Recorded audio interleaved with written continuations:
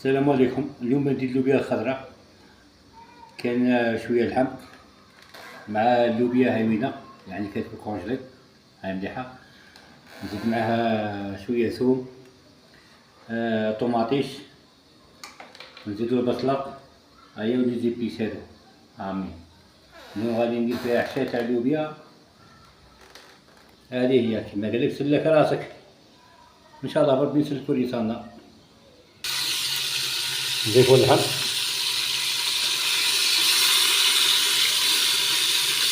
مع الحمر يطيب،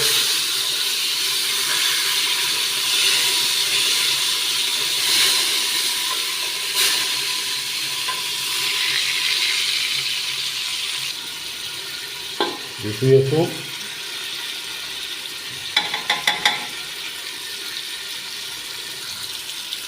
بشوية بصلة،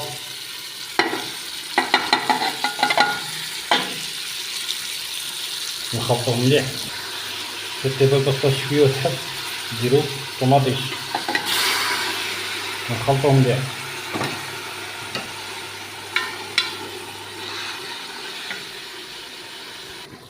بعد كطيب مليح كيما هذا الشكل نرمو اللوبيا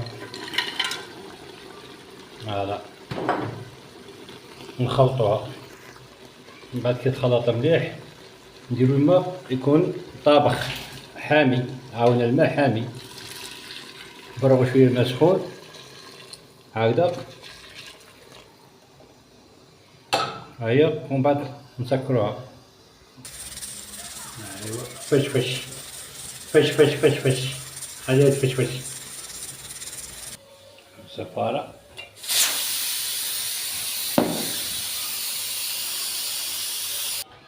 نفتحوها.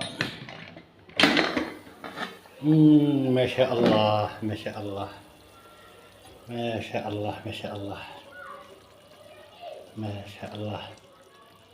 شوف اللحم، شوف ما شاء الله كلشي راه طايب، شوف ما شاء الله. عاود شوفوا ما شاء الله.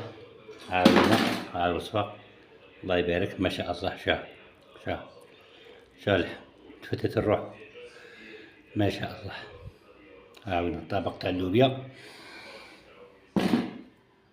قرعة حمود باردة.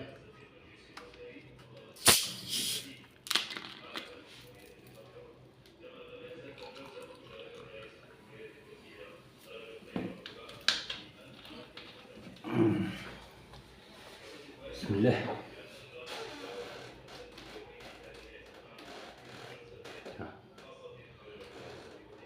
بسم الله.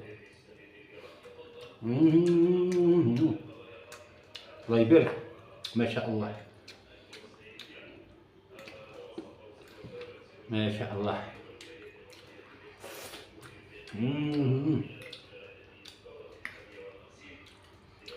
حميد فتت الروح ما شاء الله.